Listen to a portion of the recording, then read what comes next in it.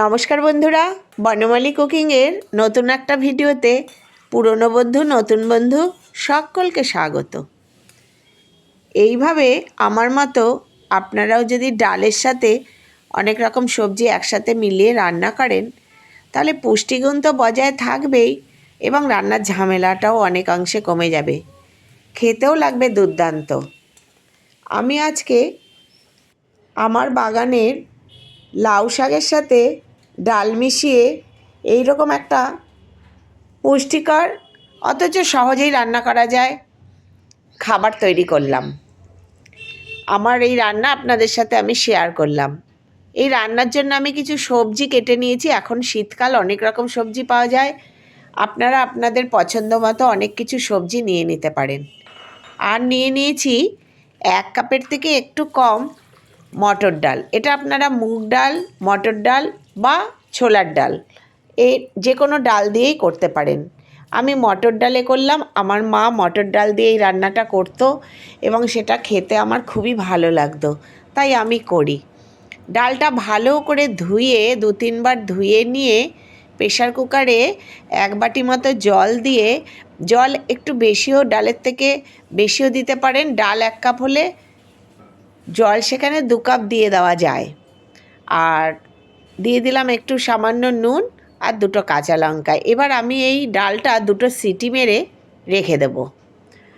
আটকে দিলাম pressure cooker, 2টো city মেরে নামিয়ে রাখবো।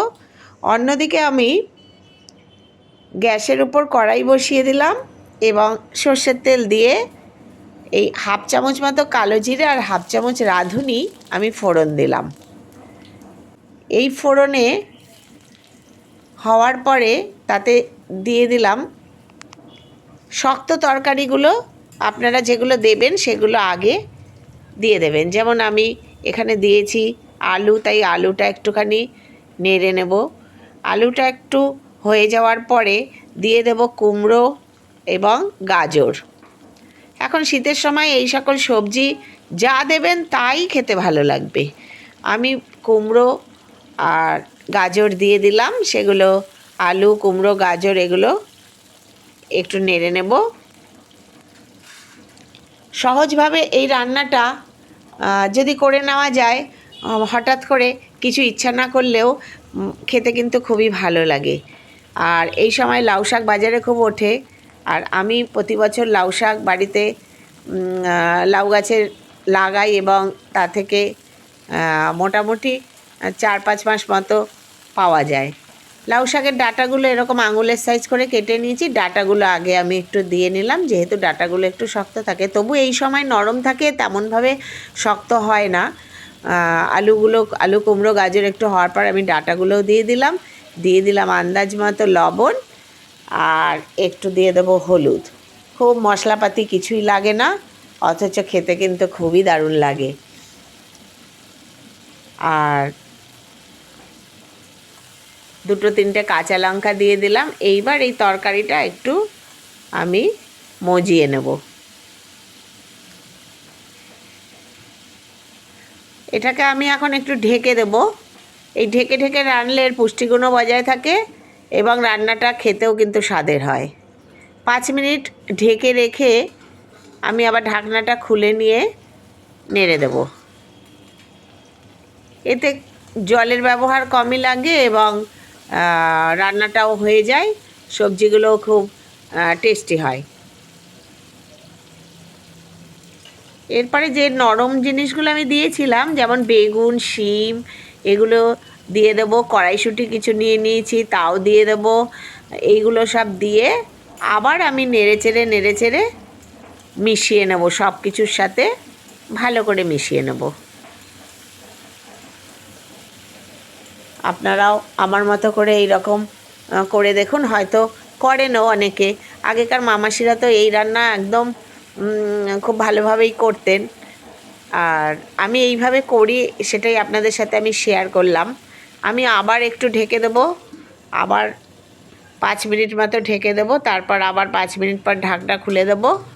ঢাকনা খুলে দেখুন সবজি অনেকটাই মজে আসবে আর সব তরকারিগুলোও নরম হয়ে যাবে।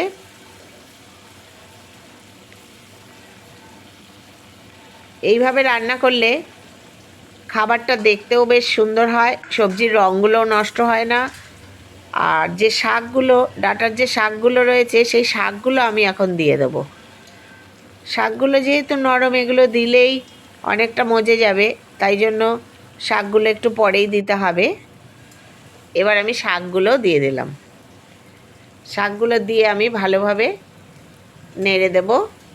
নেড়ে অন্য তরকারির সাথে ভালো করে মিশিয়ে নেব।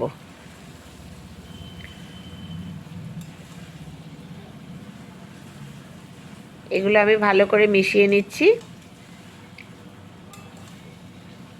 খুব সহজ সাপটা রান্না, শুধু পরপর জিনিসগুলো দিয়ে যাওয়া, এবং এতে খাবারটাও খেতেও ভালো লাগবে। আর অন্য কিছু ইচ্ছা না করলে চট করে করেও নেওয়া যাবে। আবার আমি একবার ঢেকে দিলাম, 5 মিনিটের মতো আবার সরিয়ে নিয়ে এবার সব সবজিগুলোই আমার একদম শাকের সাথে, সবজির সাথে সব মিলেমিশে গেছে।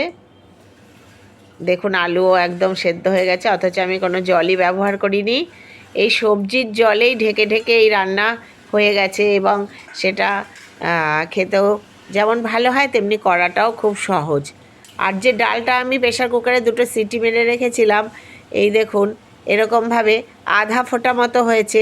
সেই জলসহ ডালটা এর সাথে এবার দিয়ে দেব। জলের সাথে, ডালের সাথে, সবজির সাথে এবার এটা ভালো করে মিশিয়ে নেব। এতে আমার ডালের জলটাও নষ্ট হলো না, ডালের জলটা রয়ে গেল। এবং আপনারা যে কোনো ডালে এটা করতে পারেন। আমি মটর ডালে করে নিয়েছি। আমার মতো করে একবার করে দেখবেন, খেতে খুবই ভালো হবে। আমার আজকের রান্না যদি আপনাদের ভালো লাগে, তাহলে প্লিজ লাইক, কমেন্ট, শেয়ার করবেন। সাবস্ক্রাইব করে আমার রান্নাগুলো দেখানোর সুযোগ করে দেবেন। এখন শুধু সবজিগুলো ডালের সাথে, ডালের জলের সাথে মিশিয়ে নেওয়ার পালা। খুব ভালোভাবে মিশিয়ে নিলে খুব সুন্দরভাবে এটা দেখতেও যেমন হবে, আর মিলেমিশে গেলে খেতেও ভালো হবে।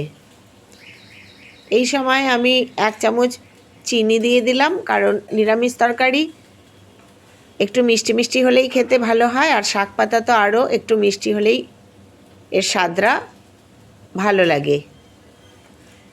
চিনিটা আমি ভালো করে মিশিয়ে নিলাম। আর এই সব তরকারি যতই ভালোভাবে মেশানো হোক, একটু ছাড়া ছাড়া মতো হয়, তাই জন্য সামান্য একটু আটা হাতে নিয়ে ছড়িয়ে নিয়ে সেটা আমি দিয়ে দিলাম।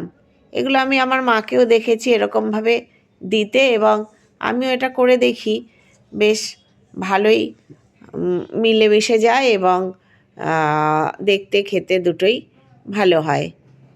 আমার রান্না প্রায় হয়েই গেল।